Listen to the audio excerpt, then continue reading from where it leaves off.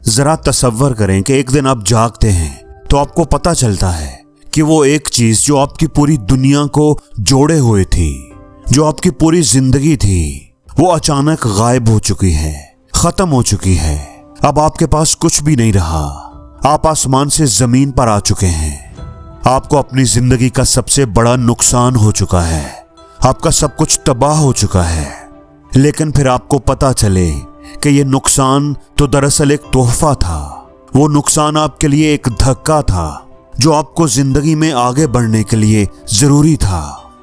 ज्यादातर लोग जो अपनी जिंदगी में आगे नहीं बढ़ पाते, उसकी वजह ये नहीं होती कि वो कमजोर होते हैं, बल्कि वो इसलिए आगे बढ़ने से रुक जाते हैं कि वो अपनी जिंदगी से मुतमईन हो जाते हैं। वो मजीद बेहतरी की कोशिश करना छोड़ देते हैं। उनके ख्याल में उनकी जिंदगी बस ठीक ठाक चल रही होती है। वो अपनी जिंदगी से समझौता कर चुके होते हैं। एक स्टेबल लाइफ ना तो बहुत अच्छी होती है और ना ही बहुत खराब, बस ऐसी के गुजारा होता रहता है और वो लोग उसी पर मुतमईन हो जाते हैं। लेकिन असल में ये एक ऐसा जाल होता है, एक ऐसी कैद होती है जो दिखाई नहीं देती। रेहान की जिंदगी भी बस कुछ इस तरह की ही थी, लेकिन फिर रेहान के साथ कुछ ऐसा हुआ जिसने उस कैद को तोड़ दिया। रेहान एक छोटे से शहर में सड़क किनारे एक बेकरी चलाता था। बेकरी बहुत बड़ी नहीं थी, लेकिन इतना था कि उसका गुजारा चल रहा था। रेहान की जिंदगी ना बहुत खराब थी और ना ही बहुत अच्छी, बस गुजर रही थी। उसकी हर सुबह एक जैसी होती थी, वही एक जैसी चीजें बनाना, वही पुराने कस्टमर्स, वही रोज की रूटीन। कभी कभी उसके दिल के कोने से एक आवाज आती थी, क्या बस यही जिंदगी है? लेकिन वो इस आवाज को दबा देता था। वो कोई रिस्क नहीं लेना चाहता था। वो बेकरी उसकी सेफ जोन थी, कंफर्ट जोन थी। फिर एक रोज कुछ ऐसा हुआ जिसने रेहान की जिंदगी को बदल दिया। सुबह 4:30 बजे के करीब एक फोन आया, मिस्टर रेहान, आपकी बेकरी में आग लग गई है। वो जब वहां पहुंचा तो सब कुछ जल चुका था। काली दीवारें और राख का ढेर, जिसके अंदर उसके सारे ख्वाब दफन हो चुके थे। कुछ भी नहीं बचा था।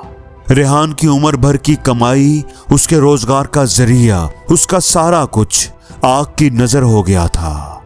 2 हफ्ते वो अपने कमरे से नहीं निकल पाया।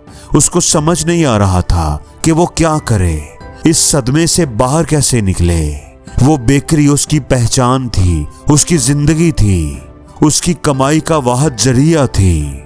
लेकिन कुदरत को शायद कुछ और ही मंजूर था। फिर एक दिन उसकी बेटी एक पुराना सा स्केच पैड लेकर आई। वो डेजर्ट्स बनाने के आइडियाज से भरा हुआ था। वो ख्वाब जो रेहान ने कभी देखे थे, वो स्केच जो उसने कभी बनाए थे, लेकिन उनको पूरा करने की उसने कभी कोशिश ही नहीं की थी। रेहान उन्हें देखकर मुस्कुराया और फिर उसकी आंखों में आंसू आ गए। वो सारे ख्वाब जो उसने बरसों पहले देखे थे, एक बार फिर उसकी आंखों के सामने आ गए थे।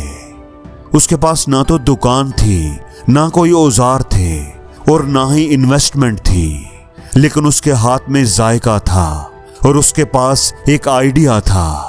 एक नई शुरुआत करने का जज्बा था, एक मीठी शुरुआत। उसने अपने घर के किचन में ही डेजर्ट्स बनाना शुरू कर दिए। वो अपने घर के किचन में बनाता और ऑनलाइन बेचता। उसने डेजर्ट्स के नाम भी कुछ अलग रखे थे, ऐश केक्स, फोनिक्स पाए। इस तरह के अलग नामों ने लोगों की तवज्जो खींची। जायका तो उसके हाथ में था ही, उसको रिपीट ऑर्डर्स मिलना शुरू हो गए। पहले वो खुद ऑर्डर सप्लाई करता था, लेकिन अब उसके ऑर्डर्स डबल हो चुके थे। उसके कस्टमर्स दिन ब दिन बढ़ते जा रहे थे। पूरे शहर में उसके डिजर्ट्स की धूम मच गई थी। उसने ऑर्डर्स को सप्लाई करवाने के लिए एक क्लाउड कंपनी से कॉन्ट्रैक्ट कर लिया। 6 महीने के अंदर अंदर ही उसको इन्वेस्टर्स मिलना शुरू हो गए और देखते ही देखते 1 साल के अंदर ही उसने अपनी पहली फ्रेंचाइज खोल ली। बेकरी जलने के 1 साल के अंदर अंदर उसने इतना कुछ अचीव कर लिया था जितना इतने साल बेकरी चलाने के बाद भी वो हासिल नहीं कर सका था। आज पूरे मुल्क में रेहान के ऐश केक्स की 20 से जायद ब्रांचेस हैं। दोस्तों, अगर उस दिन रेहान की बेकरी ना जली होती तो शायद वो सब कुछ कभी हासिल ना कर पाता। उसे कभी ये पता ना चलता कि उसके अंदर इतना कुछ करने की सलाहियत है और उसकी जिंदगी बिना मेहनत के ही चलती रहती। शायद आज भी वो उसी सेफ जोन के अंदर होता, उस नजर ना आने वाली कैद के अंदर आज भी एक बस गुजारे लायक जिंदगी गुजार रहा होता। असल में तो वो बेकरी ही थी जो उसे जिंदगी में आगे बढ़ने से रोक रही थी। वो बेकरी उसकी असली परवास के रास्ते में सबसे बड़ी रुकावट थी। तो दोस्तों, सोचिए, क्या आपकी जिंदगी में भी तो कोई ऐसी बेकरी नहीं जिसने आपको कैद किया हुआ है? दोस्तों, कभी कभार तो जिंदगी आपसे वो चीज छीन लेती है, लेकिन अक्सर आपको खुद ही वो बंधन तोड़ना पड़ता है। इसलिए अपनी जिंदगी को बेहतर बनाने के लिए किसी हादसे का इंतजार मत करें। अपने सेफ जोन से, अपने कंफर्ट जोन से बाहर निकलकर दुनिया को देखें और जिंदगी में हर रोज कुछ नया सीखो, नया सोचो, नया करो, लर्न करो।